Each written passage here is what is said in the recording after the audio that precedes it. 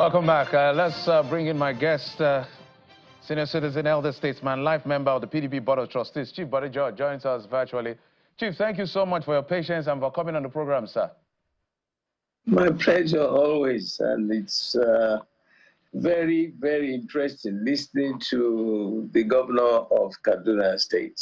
And that's that's exactly where I want you to start from. Maybe you piggyback on some of the things, maybe you agree or disagree with him, and then we can see how much time allows us to take your thoughts. Yeah, I enjoyed listening to him, and he was very pragmatic, very convincing, and I wish him the best of luck. I was told that the insurrection and the instability in the northern part of the country, especially in the northwest, was getting more disturbing. And when I then saw the news where they met, the governors and the members of the Senate and the House of Reps and all the ministers and all that, starting to comment that they are ready to support the president, the current president, for 2027. That would be quite challenging. But it was very convincing listening to this gentleman, and I enjoyed it, his expose. And as we go along, I will let you know my own thoughts. Okay, Chief, let's start with some of the things or the remarks we got from there. One of the remarks we got, the political remarks, is to the fact that the PDP is literally dead. That's why, as we speak, Chief, we have 80-something lawmakers, both in the Senate and the House of Reps, have moved from the PDP to the APC. And one governor, one deputy, as well as other members, like in Delta State. And this has been a conversation we had for a very long time. And for them, they feel that besides the challenge you have in your party, it's also the part of the, in their own view, what the president is doing to win more people. What's your thoughts? Let me be quite frank. I am happy he mentioned three issues: justice, fairness, and equity. It's a tripod that stabilizes any organization. Now, those who are jumping ship and going from PDP to APC, whether in the Senate, anywhere, to me, I see them as people who have no inner cement to hold their guts, and as people who have no moral fortification. They are double-minded dealers. Now, if you are going from one particular sport and you've been committed to that sport, you are elected to that sport, you are honored by the electorate for that sport. What has the opposition party done to attract you? Yes, we have our own internal crisis. And I am praying and I'm hoping that by the 27th, when we meet, we will reestablish this political Iroko tree in Nigeria. We have a system, we have a procedure, we have laws, we have analysis by which, processes by which you emerge and do this and do that. Looking at what is it that would have attracted them. Yeah, the governor of Kaduna centered his major discussion on the fact that when he was elected after swearing in, he said that he is governor of everybody. He is governor to service the people. He is governor to put smile on the faces of the people. And that the insurrection that had almost engulfed the whole of Kaduna State before has now reduced. And he gave reasons: development for the people, you know, infrastructural development, educational development, agricultural development, putting smiles on the faces of these people. Is that what the APC party nationally has done? Look at Delta.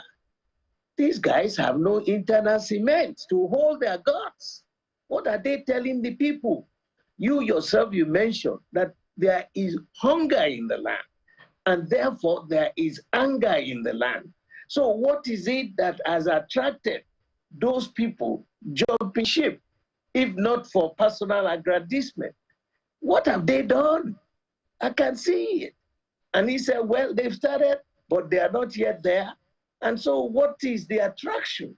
As politicians, is it only for their own personal gain that they are looking at? What about the impact? What is democracy? It's all about the management of the resources of the land for the benefit of the people. That is not what they have done now. And I am hoping that by the 27th of this month, we will meet, close the doors, and tell ourselves some home truths. Those who cannot abide by the rules and regulations of the party, we can throw them out. The NEC has the authority and the powers to do that. We should tell ourselves some serious home truths, come back to the position as laid down by the founding fathers of our party. All the things that he spoke about were put into consideration before we had the process of imagine as a president or this, or imagine as a senator or whatever. And it was PDP that divided Nigeria into 6 geopolitical zones. The Northwest, the Northeast, the North Central, the Southeast, the Southwest, the Southwest, the South. So that, and they now divided Nigeria with the topmost 6 positions. So everybody, every zone, whether you are minority or majority, will go home with something you can tell to your people. And it was the manipulation, the interpolation of all this, trying to woo things to yourselves that caused this mayhem in the PDP. And we will put it right. So, okay, my brother, I don't see what, for me, and for a load of electorate, all right, they are waiting for the attraction. Right now, how do they pay the school fees of their children? How do they eat 3 meals a day, even 2 meals a day? How do you, when you are sick and you go to the hospital, who treats you? And how well do they treat you? And this insurrection, you know what has happened in the Northwest and in the North generally. Now, they have exposed the young minds to education. And the first lesson I learned in school was education makes people easy to rule, but impossible to deceive.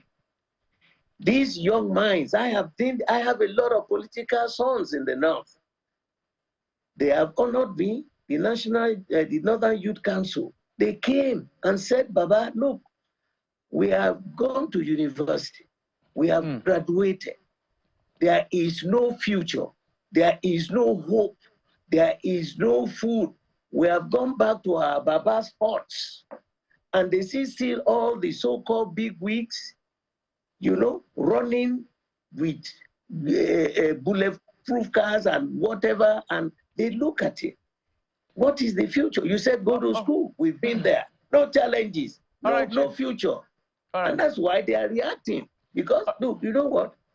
How can an illiterate derail a moving train?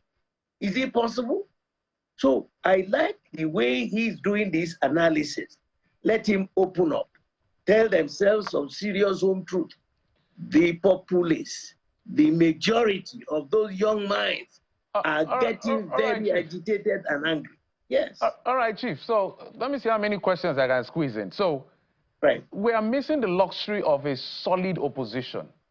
What we have are lone voices, yours, Atiku Abubakar, Peter Obi, because that's what democracy is supposed to be. We're supposed to have a formidable opposition. Now the big tent issue about shadow government and the controversy. So let's stay with your party and how to redeem things. Now, one of the things I want you to speak to, you can pick back on it to talk to other things within what we have. So the issue of I saw 2 letters sent to INEC concerning who the governorship the governorship candidate rather of the People's Democratic Party. Anambra.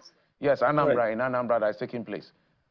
I think one was signed by, in fact, I saw 2 letters emanating from the PDP. Let me put it that way. One was signed by Ayahu, and then another Sam Ayahu, and the other one was signed by another gentleman called Architect. I've forgotten his full name.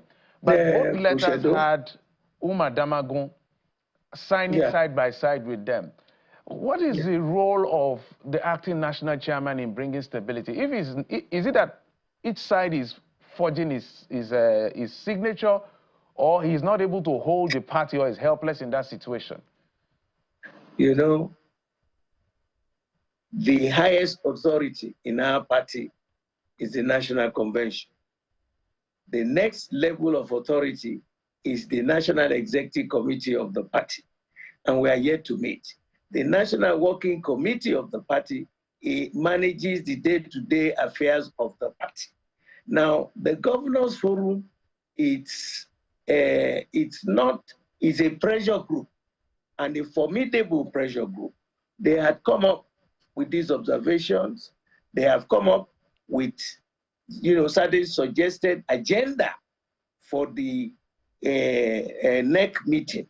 Now, somehow, they also called themselves and said, look, before we go to that NEC meeting, let us have, that's the Governors Forum with the former governors and the current seven governors, to make sure that there is this committee headed by Saraki to moderate the scenarios so that there wouldn't be further conflagration when we get to NEC. They wanted NEC. They would like to see the NEC being seamless, being peaceful, and being family-like. Now, this issue of who is signing one letter and all this should never have happened in normal circumstances. Now, these are these issues that would be debated, discussed at NEC. NEC is the final authority. So suggestions that they had made, I don't know why the acting national chairman signed on both sides. Maybe he was trying to ensure that he doesn't run foul of the law, because people said Ayahu should have signed, and others said no, Ayahu was not approved by the Governors Forum, and that the National Working Committee too was divided. Now, all these things, we have learned a lot of lessons watching them. Look, somebody like me, I spent 10 years at the national headquarters of our party. Elected, we were the first elected managers, the day-to-day managers of the party in 1999, December. And a load of shenanigans, a load of manipulation, people thinking, oh, you are much smarter. The rules are clear. The norm, very clear, explicitly laid down.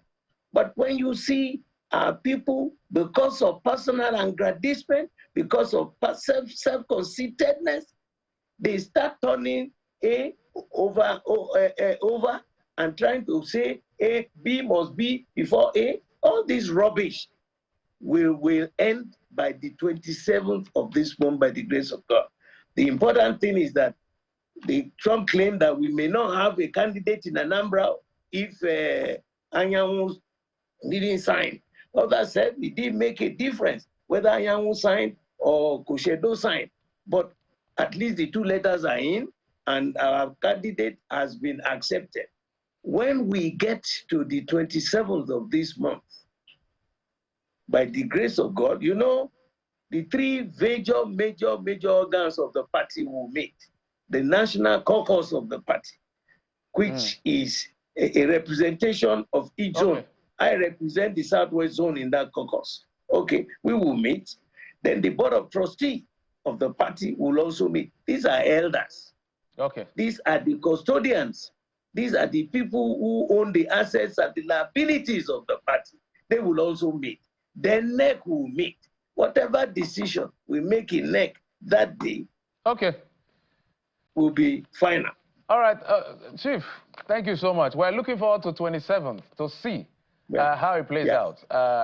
It will be well. Okay, we're hoping to have the opposition, wherever that opposition is coming from. We're hoping to have absolutely. A good democracy. And Nigerians are also waiting. Nigerians are waiting.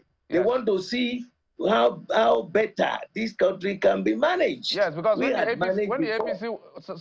APC was in opposition, they gave us opposition. So we need that now to balance the democracy. Thank you, sir. Thank you so much. Chief Bode George, the life member of the People's Democratic Party and elder statesman. Thank you, sir, for always coming through whenever we call. We appreciate it. Thank you. My pleasure. Thank you.